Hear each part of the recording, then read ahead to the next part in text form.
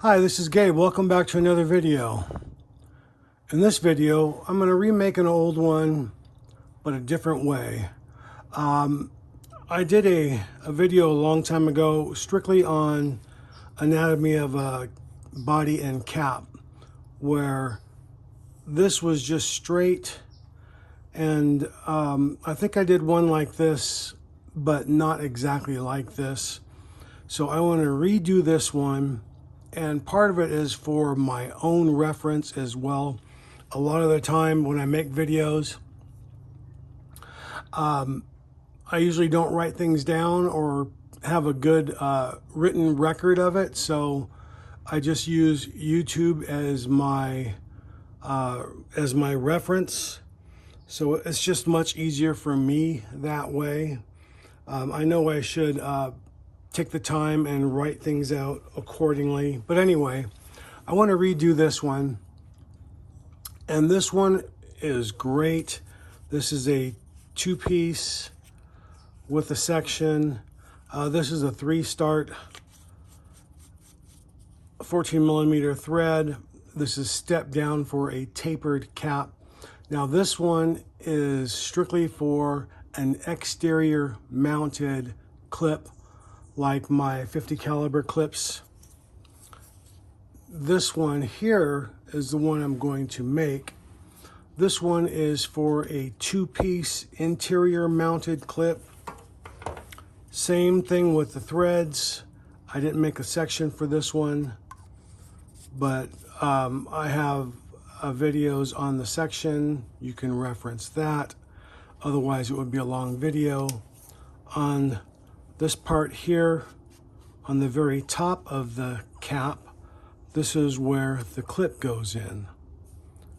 And I'll show you what that looks like and what do I mean. So when I made this particular pen, this is an interior mounted clip. Same thing here, 14mm triple start thread. The cap is basically this on the inside. This is where the clip goes.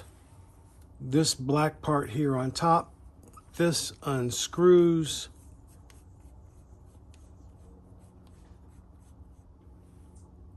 And see how that's hollowed out to make room. This is where the clip goes in, and you can see this is the 2-piece clip. Now, in an upcoming video, I'll go into detail about how I make these 2-piece dovetail clips. This is a whole day's work just to make one of these. So anyway, this gets mounted inside here like this. And you can see that it's threaded right there. So that gets seated inside there. It's just a mechanical fitting. Cinch that down in place. And that clip is on there. So now I'm starting out with a 10-inch rod. This is 18mm diameter, Black Japanese Ebonite. I add about 1/8 of an inch extra on each side when I make my cuts, so I have a little bit of room to work with, because I know my cuts on the bounce aren't perfectly square. So that is for the body, the bottom part. This is for the cap right here. From here to here, I've got a little line. And then from here to here, this is for the finial of the cap. I have about 1 inch marked off because I like to dimple the end also. When I put this on the lathe and turn this down. And then I've got a couple inches here left over for my section. So I'm using my little jig here, which is just a piece of a 1/8 inch dowel. It's marked body, and then this is for the cap, these two little steps. But this is the total length of the cap depth. And the body, when I mark it like this goes in here. So that's how deep the hole needs to be drilled. But first, what I want to do is I want to square up the ends, and then I want to put a dimple on the end here so that I can put this in here and then turn this down.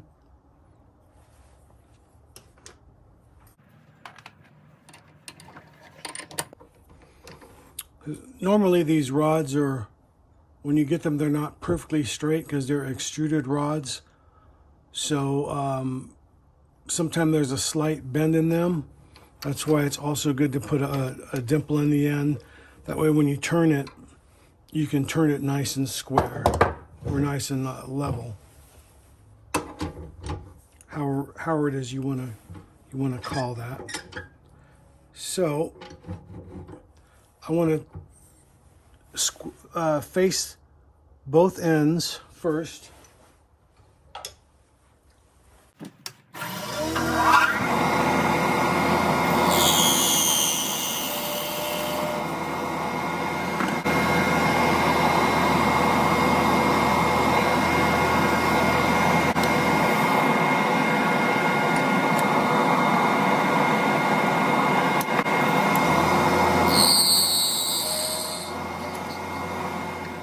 Right now I've got my 14mm triple start tap. I have this set to this right here, to the outside of that, as you can see. I'm going to cut this measurement here. I want to go between 3/8 and 1/2 inch right there. I'm going to be using a sharpened 1/8 inch parting tool. I'm just going to make 1, 2, 3, maybe 1/2, and then to this depth cut.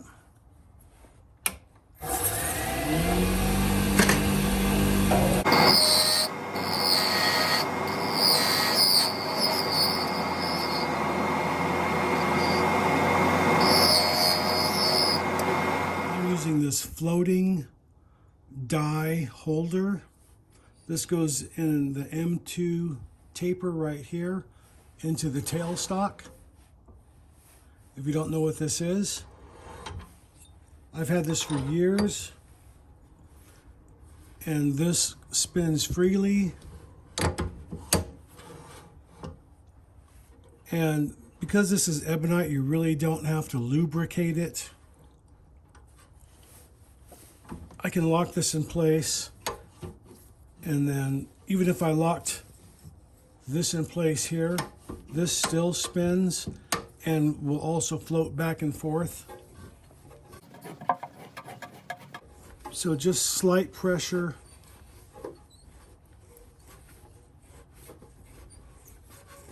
Like that.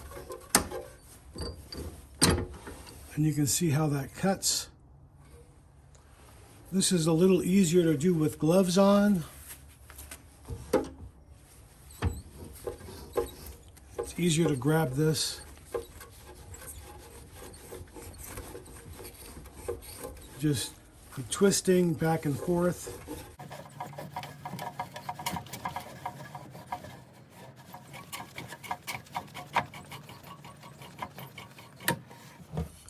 I want to put a little relief on the front, and then on the back side I also want to relieve that with my thin parting tool.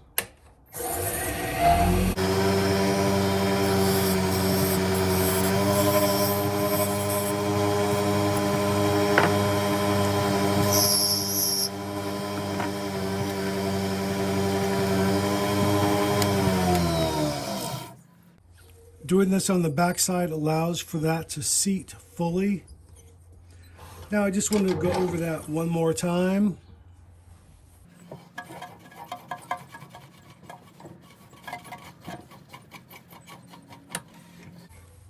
And that is it for the outside of those threads. So now we're going to do the inside of that body. Releases by unscrewing that. Pop that out.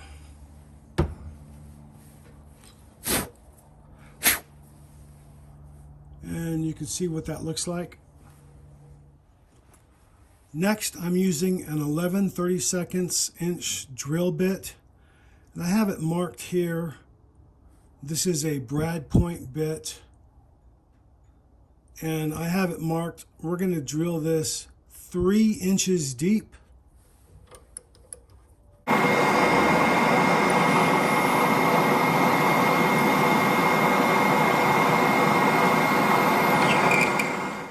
Now we're going to use a 10x075 tap.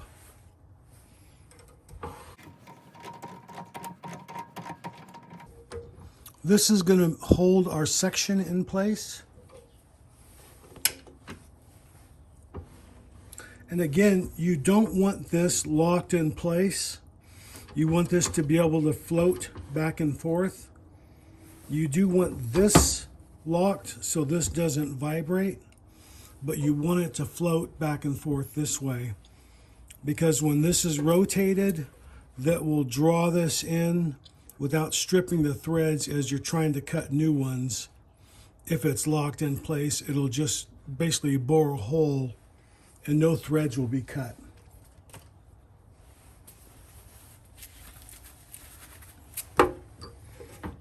So put my glove on here just to grab this and make it easier.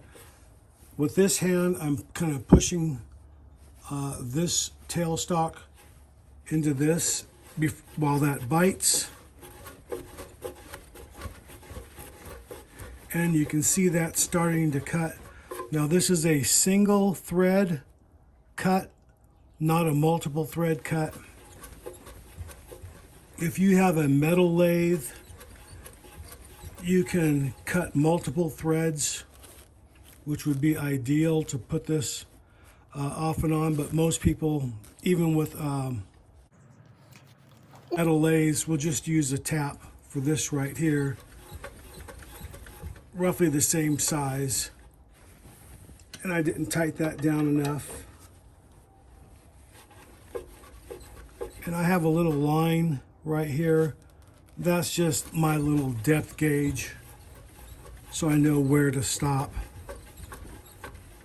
Now I'm turning a few turns this way, and then I'll stop and back it up to release those threads, and then turn it again to cut new ones.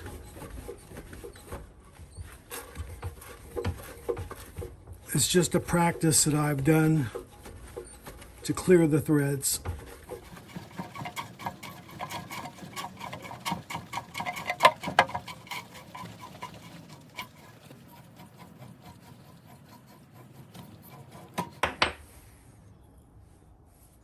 And those are our threads that we cut right there.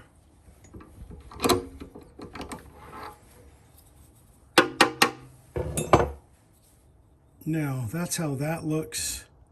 You can see there's some threads. One thing I forgot to mention is I like to do the same thing I did right here on the outside to the inside as well. That's to start the threads.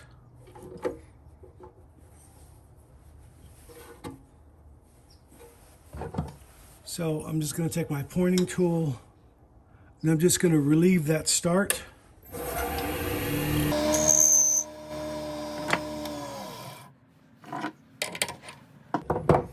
There, now when you have your threads for the section, it has a tapered angle for it to go in, so it's easier for it to bite. So this is a homemade jig that I made. This is just a piece of scrap ebonite. Nothing fancy. I've just used the same tap and die that I've used for making this. This is the same cap thread, and that's going to hold the body. And then this is going to go in here like this.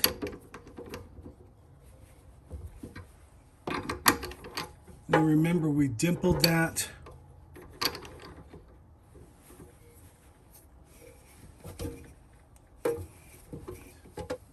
Now basically what this is this for your actual pin turning. You're used to using a mandrel. This is the mandrel. So now, because this is completely bespoke, you can buy stuff like this or have someone make it. It's just easier to make as long as you have the basic tools. You don't need a fancy setup.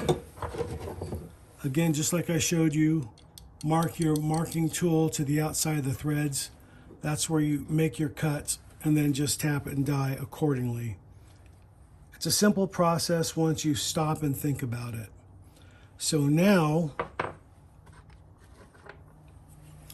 this body right here, this is going to be sleeve for wood. If you were going to do a solid acrylic body, you won't need to do this. But this is sleeved for wood. So this is going to be 27/64, and that's where we're going to use our drill bit to drill out the wood. So I am marking this right here, 27/64. That's where I'm going to turn this down all the way across. And I just want to start this right here, about a little more than 1/8 of an inch, about 3/16.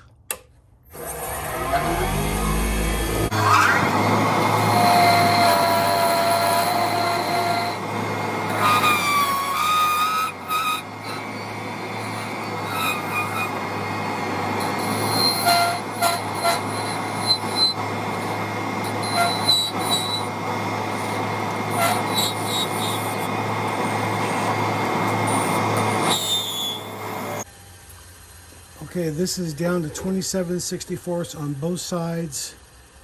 So now I'm just going to take a carbide tool, finish that off camera, and then we'll come right back. Okay, we're back now, and that took about 5 minutes or so to get that turned down. So that's on here pretty tight.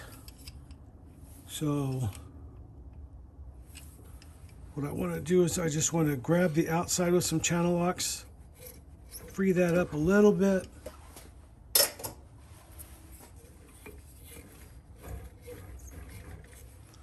Ordinarily, I wouldn't worry about that, because when I turn this down, those little bite marks from the channel locks will be turned right off. So I'm not going to worry about that. So that is done for now. Now we're just going to turn our attention to the cap. So everything that we did here, we need to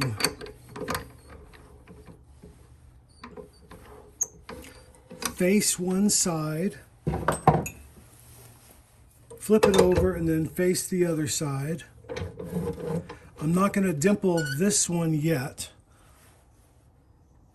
because I'm going to dimple the end piece that's going to get screwed into that.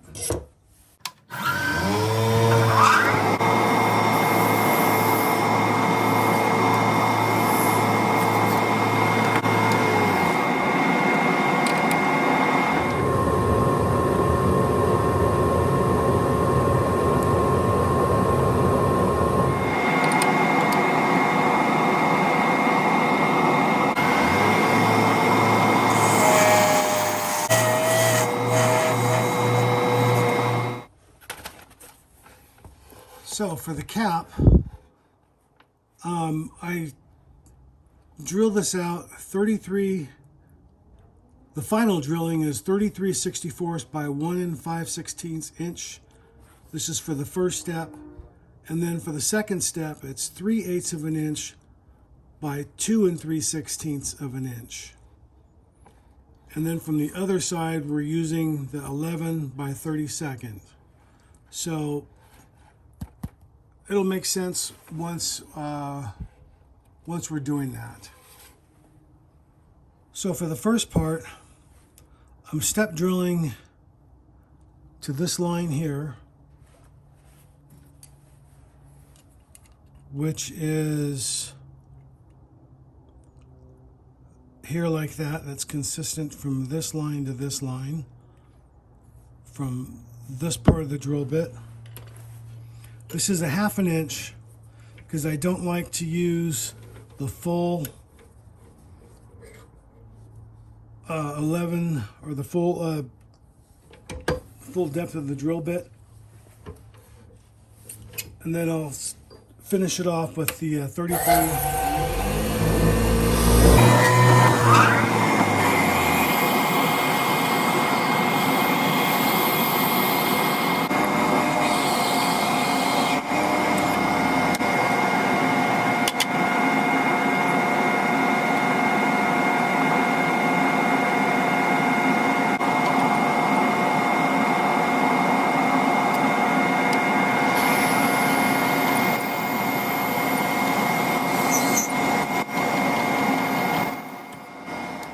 Then now I'm using a 3/8 drill bit to this line right here, which is consistent with the second line right there.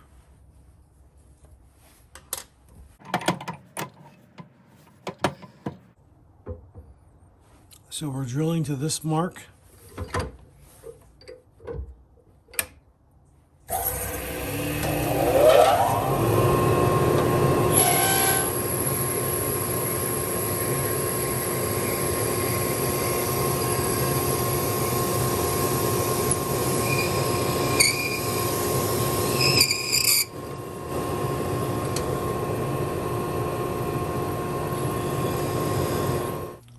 So now if we look, this is how deep we are inside, right there like that. Now I've got a little bit of room here left. Now that's going to be for my threads from this side. So now, flipping this over, we didn't dimple that. Back to our 11/32. I'm just going to drill that through.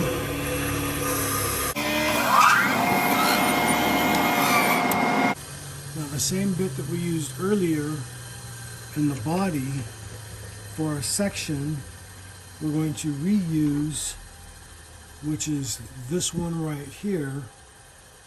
Same thread pattern, 10 by 0.75.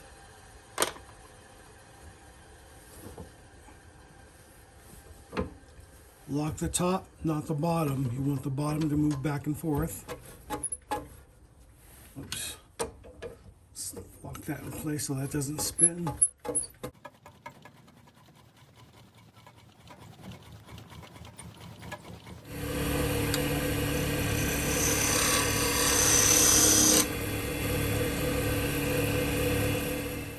So now I have my triple start 14mm tap for the cap. I have a line right here so I know how far to go in. And then just like before, I have this locked in place so this doesn't turn, but this is free on the bottom, so this will slide back and forth as this gets advanced. You don't really have to add any cutting oil to this as you're turning that.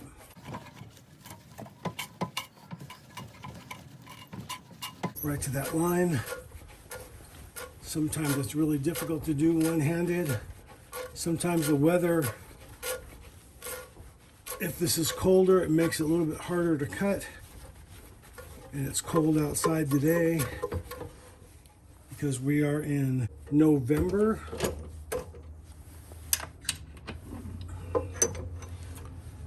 So not too much cleanup on that.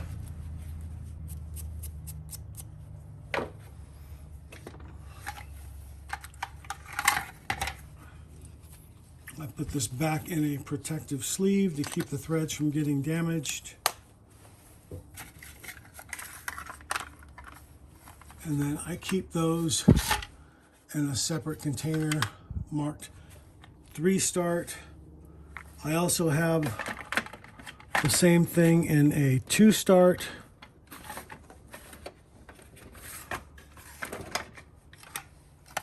This is a 2-start one, and I use this one for pen segmenting when I'm doing segmented fountain pens. That one was very expensive. It was part of a small lot purchase. We ordered, it was 5 or 6 of us in a group, and we ordered directly from the manufacturer, and it took several months to have those made in India. So good luck finding those on your own. So now I want to relieve that inside shoulder again.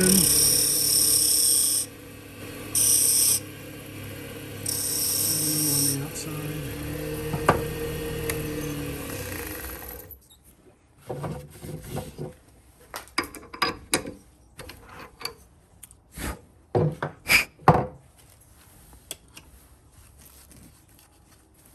And then in here,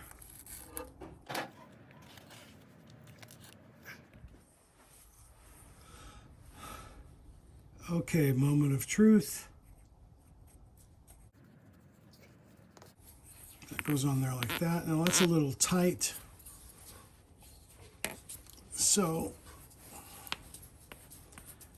I need to make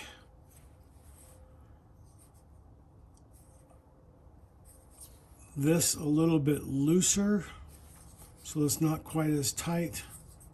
So I need to put this back in here.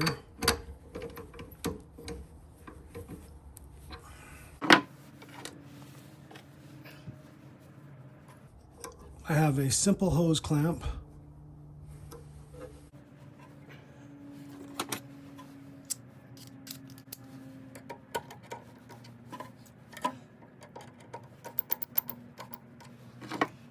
Just applying a little bit of tension to that.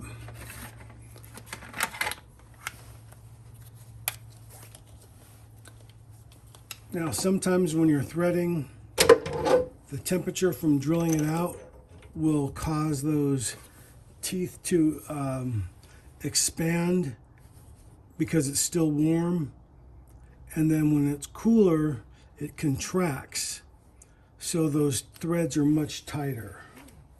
So what I'm doing is this right here, the clamp, it's pulling that cap a little bit closer together so that when I run the tap through there again, it's basically going to open that up from the inside so that when I thread that cap, it'll go on better.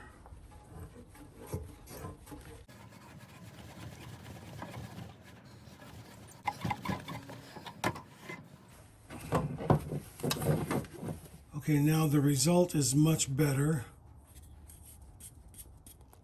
and seats down nice and easy. So now all we need to do is just turn this down to the appropriate shape. So before we go on to shape the outside of the cap, I need to make the tail piece like this that screws on the end. So I've got one piece in here. I already have it dimpled on the back side.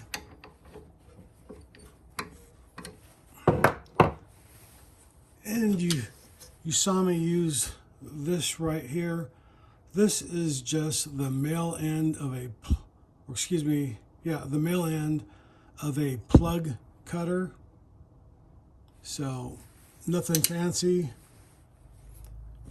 So we need to turn this down just like we're going to do in the future for our sections. So I have another little tray here marked sections, and then I keep my Joe number 6 in there also, miscellaneous taps and dies for that. This is the one I use. This is the 10 by 075 that you saw me use earlier.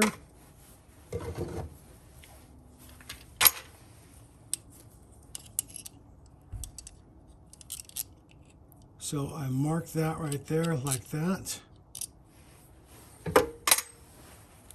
And then that is going to be this depth right here like that I'm turning down to. So this is the die for the M10 by 075 that goes on the outside right here. Again, we're using the floating die holder. In case you don't know, the markings go on the outside facing the cut, not on the inside, otherwise you're starting from the back side and it just does not cut. It's tapered for a reason.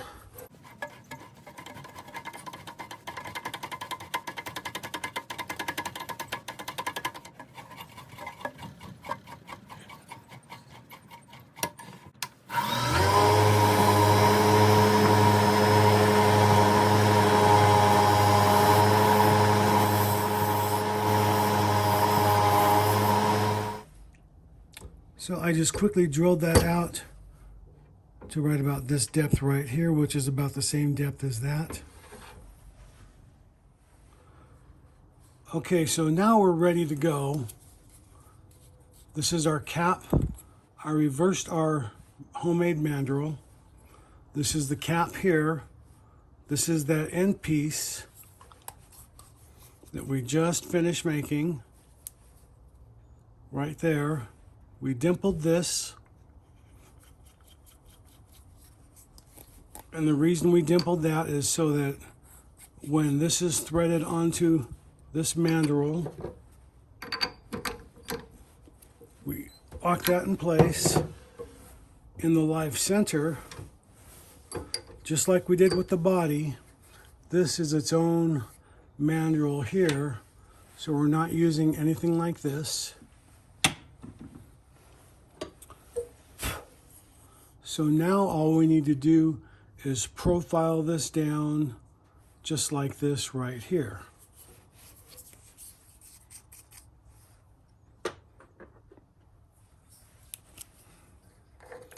So I'm just going to transfer these lines, and you can see how that lines up right there like that. So I've got one line right here, and then another line right here.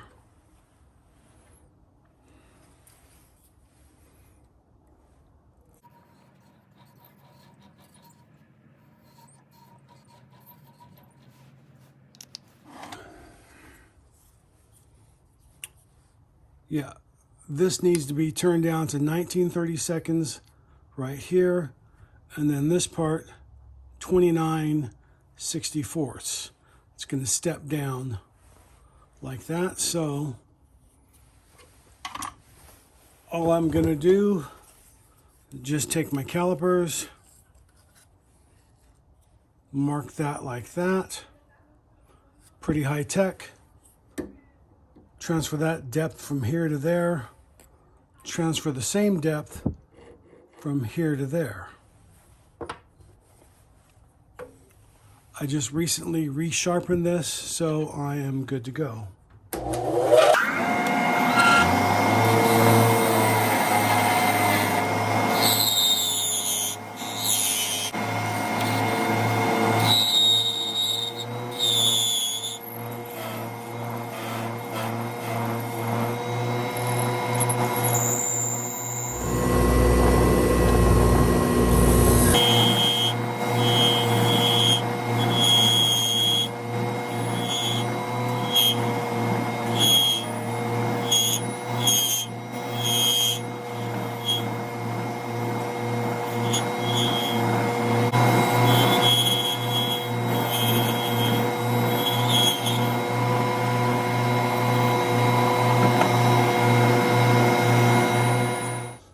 So we are done with the cap and the body.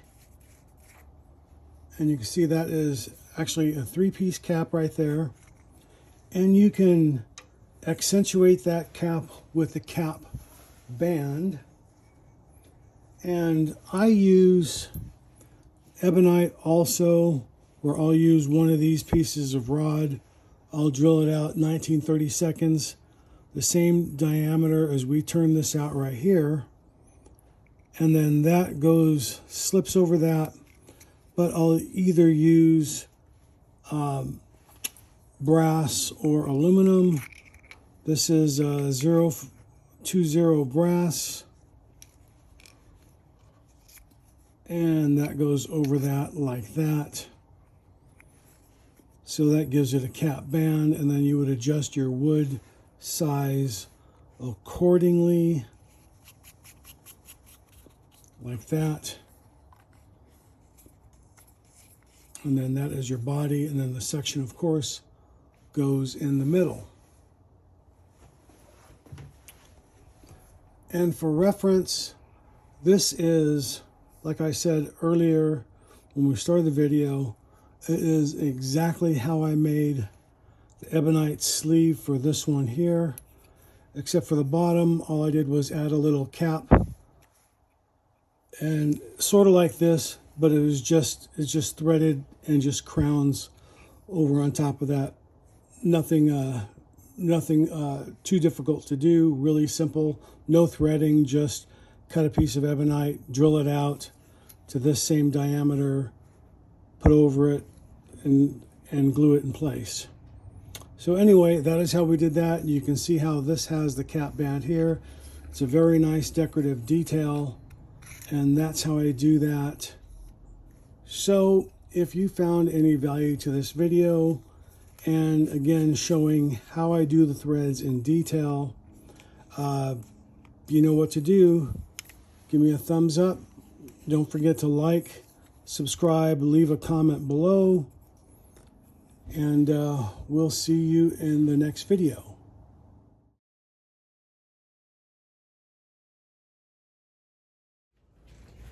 Hey, this is Gabriel Castro. Thanks for watching my YouTube channel. You can click on the link right here and subscribe. You can watch a video series right here or the latest video right here.